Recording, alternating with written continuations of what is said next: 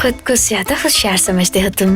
जरा मुझे थोड़े से कबाब दीजिए। हाँ हाँ, खाओ जितना दिल जाए। अरे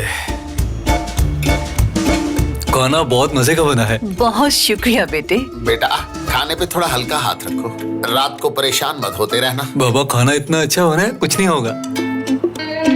मैंने खास डिश भी बनाई है, बस अभी लेकर आई।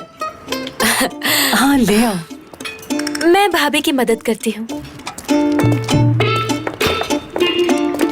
करीम, तुम्हें याद है उस दिन तुम आधी रात को गायब हो गए थे और कामिल भाई की तरफ चले गए थे? खैर छोड़ो बेटा, तुम गोश्त खाओ और पैसों की फिक्र मत करो। हाँ जी हाँ बिल्कुल, अब हम रिश्तेदार हैं और अब हम में कैसी फॉर्मेलिटीज। कभी आप भी मेरे साथ चले ना वो कपड़े पहन के।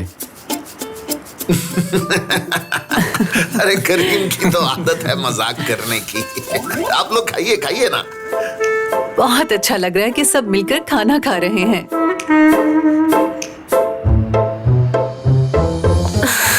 भाभी, क्या जरूरत थी इतना मेकअप करने की? और आपको तो करना भी नहीं आता। अम्मी ने और मैंने मेकअप का बिजनेस स्टार्ट किया जी है। मैं जानती हूँ।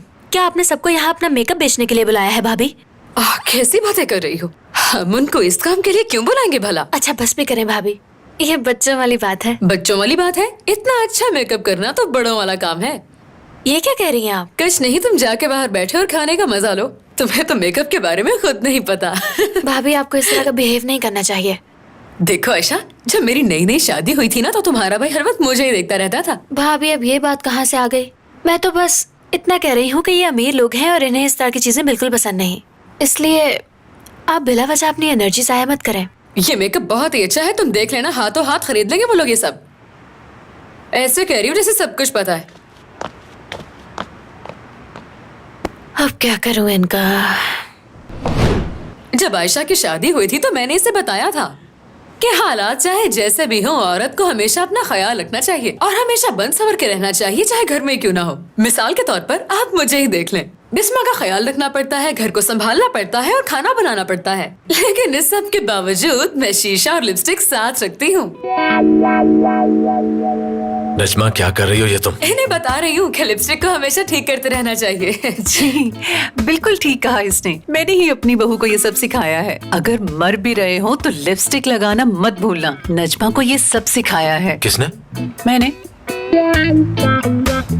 खालदा, अम्मी, हाँ काश कि आपकी इस नसीहत पे आयशा भी अमल करती मदीहा आंटी। सुन लो आयशा, तुम्हें भी अमल करना चाहिए। अब मैं क्या कर सकती हूँ करीम? अगर आप चाहते हैं कि मैं इस तरह तैयार होकर रहूँ तो इसके लिए जरूरी है कि आप घर वक्त पे आ जाया करें। आप समझ रहे हैं ना मैं क्या कह रही हूँ? वो क्यों? घर नहीं आता ये? मैं घर वापस आता हूँ, बस थोड़ी देर हो जाती है।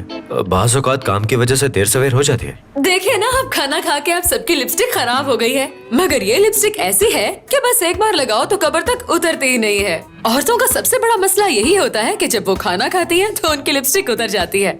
वैसे ये मैं आपको क्यों बता रही हूँ, आपको तो पता ही होगा ना। बिल्कुल बेटी ठीक कह रही हो तुम। खालदा को इन चीजों के बारे में बहुत पता है। शादी से पहले खालदा कामयाब मॉडल थी और फिर मेकअप की चीजों के बारे में मॉडल्स को पता नहीं होगा तो किसको पता होगा भाई। मैं आपको जरा करीब से लिपस्टिक दिखाती हूँ, देखें कितनी अच्छी है ये। ये देखें जीती रहो कैसी है? बेटी। बस कर दो तुम। अच्छी लग रही है ना? कमाल की है ये। नजमा बस कर दो और जाकर चाय ले आओ क्योंकि मेरा सर घूम रहा है। समझ रही हो ना, सर घूम रहा है मेरा। ओह हाँ हाँ समझ गई, मेरा परफ्यूम बहुत तेज है ना। ये ऐसा परफ्यूम है कि एक बार लगाओ तो कपड़े धोने के बाद भी नहीं जाता। लेकिन आपको थोड़ा ख्याल करना चाहिए। अगर ऐसा मेकअप मैं लगाऊं मेरी तो स्किन खराब हो जाएगी। ऐसा कुछ नहीं होगा, ये बेहतरीन प्रोडक्ट्स हैं। बिस्मा फलों की ये ट्रे उठाओ, मैं इन्हें मेकअप दिखाती हूँ। ये देखिए, ये है वो मेकअप का सारा सामान जो कि लिमिटेड एडिशन है।